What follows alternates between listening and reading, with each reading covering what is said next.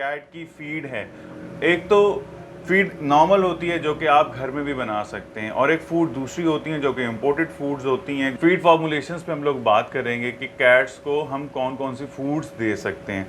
सबसे पहले पाकिस्तान में या पाकिस्तान से बाहर जितने भी वेट्स हैं जो कि पेट प्रैक्टिस करते हैं, हम लोग जितने भी डॉक्टर्स हैं, हम लोग उन फीड्स को अपोज करते हैं जिन पर थाई लैंग्वेज लिखी होती है। Because the reason is this, we don't know कि उन थाई फूड्स के अंदर स्टेरॉइड्स एंटर हैं या नहीं हैं।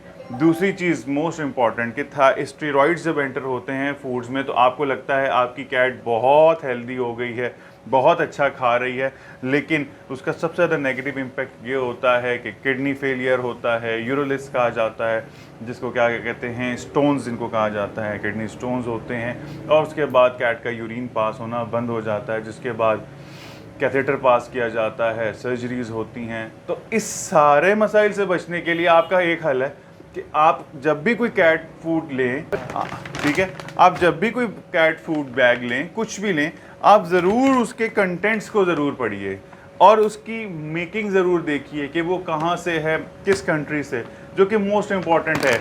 जहाँ पर पाकिस्तान में हम जितने भी वेट्स हैं हम लोग अपोज करते हैं, पूरी वर्ल्ड में इस चीज़ को अपोज किया जाता है कि हम लोग थाई फूड्स को पसंद नहीं करते, क्योंकि थाई फूड्स नुकसान ही दे रही हैं। और अगर कोई बिजनेसमैन ज़्यादा बिजनेस करना चाहता तो उसके लिए तो अच्छी चीज़ है, लेकिन as a vet, as a doctor, ना ये ह्यूमन है, ना ये आपकी जेब के लिए फ़ायदेमंद है, ना आपके एनिमल के लिए फ़ायदेमंद है। दूसरी चीज़ हम लोग बात करते हैं, पहले मैंने कहा था कि आपकी कैट 100% कैनाइन है, इसने गोश्त खाना है, बट अल्लाह ताला कहीं ना कहीं से हम लोगों को ऑप्शंस दे देते हैं, और वो ऑप्शन हमें यही मिलती है, आप अपनी कैट को बॉयल्ड चिकन दे सकते हैं, आप अपनी कैट को बॉयल्ड सैल्मन फ़िश दे सकते हैं, आप बॉयल्ड राइस ऐड कर सकते हैं, आप बॉयल्ड पीस जिनको मटर कहा जाता है आप उनको ऐड कर सकते हैं, आप कैरेट्स को ऐड कर सकते हैं।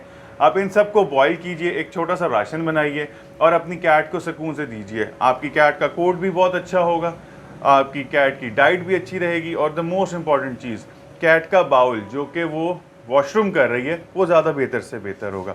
जिस कैट को आप देख सकते हैं, इस कैट को होममेड फूड भी मिलती है, और एक टाइम का इसको जो है राशन फूड जिसको कहा जाता है, फॉर्मुलेटेड फूड, वो भी दी जाती है। माशाल्लाह से ये बहुत कम एज का, ये 5 मंथ्स का किटन है, और इस वक्त आपको एडल्ट किटन लग रहा होगा, एडल्ट लग रहा होगा।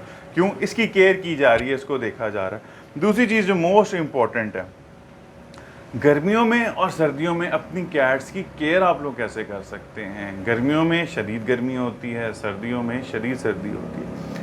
आपने जब भी कैट का कोई भी घर बनाना है, हमारे पाकिस्तान में ज़्यादातर किया जाता है टाइल्स लगाई जाती हैं, जो कि टाइल्स क्या होती हैं, गर्मियों में गर्म भी हो जाती हैं और सर्दियों में शदीद सर्दी हो जाती है।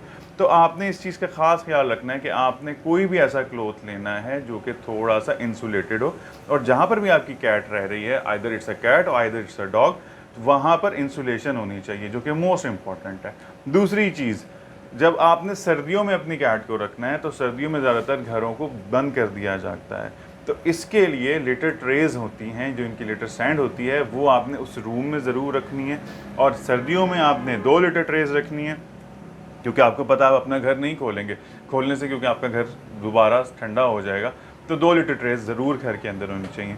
गर्मियों में सुबह सुबह आपको हमेशा अपने घर का डोर खोल देना चाहिए, या जो कि वरांडे में अगर मूव कर रही है कैट, या अपने बेडरूम से आपने लिटर ट्रे बाहर रखी हुई है तो कैट वहाँ पे मूव कर सकती है। तीसरी चीज़, आपने इनकी फूड प्लान को बहुत इम्पॉर्टेंटली देखना है। मोस्टली कैट्स का ये क्या कहते हैं रुझान होता है, क्लाइंट्स का ये रुझान होता है कि हमारी कैट पानी नहीं पीती, and this is the truth. Mostly cats पानी नहीं पीती क्योंकि ये जो प्रोटीन्स ले रही हैं, और प्रोटीन के जो ब्रेक डाउन से ही वाटर की प्रोडक्शन होती है, जिसको अगर हम हिस्टोलॉजिकल लेवल पे या ग्राउंड लेवल पे अगर डिस्कस करें या बायोकेमिकली इस चीज़ को डिस्कस करें, तो प्रोटीन के ब्रेक डाउन से वाटर की प्रोडक्शन होती है, और कैट्स उससे अपनी बॉडी का पानी पूरा कर लेती हैं। बहुत ही कम कैट्स होती हैं जो पानी पीना पसंद करती हैं।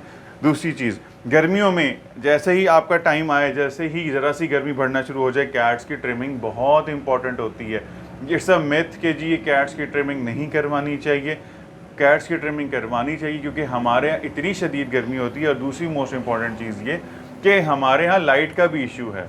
अगर आप कहते हैं कि हमारे एसी चल रहा है, हर वक्त चल रहा है, कोई ऐसे टाइम्स भी होते हैं कि हमारे पास मेन इलेक्ट्रिसिटी या पावर इलेक्ट्रिसिटी नहीं आ रही होती, जिसकी वजह से एसीज़ भी बंद हो जाएंगे।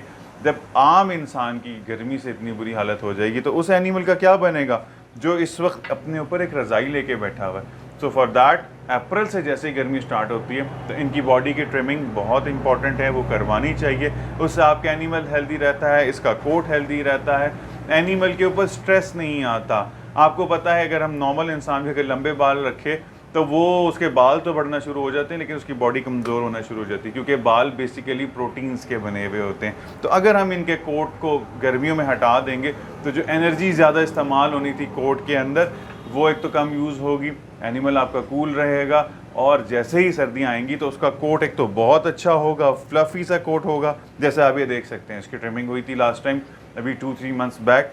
और ये भी एक हमारे यहाँ मिथ है कि जी अगर हम इसकी ट्रिमिंग करवा देंगे तो क्या इसके बाल दोबारा नहीं आएंगे। जनाब बाल आ जाते हैं, हम अपने बाल शेव करवा ले तो हमारे बाल भी आ जाते, तो इनके भी आ सकते हैं। So this is a simple thing, कोई मुश्किल की बात नहीं है।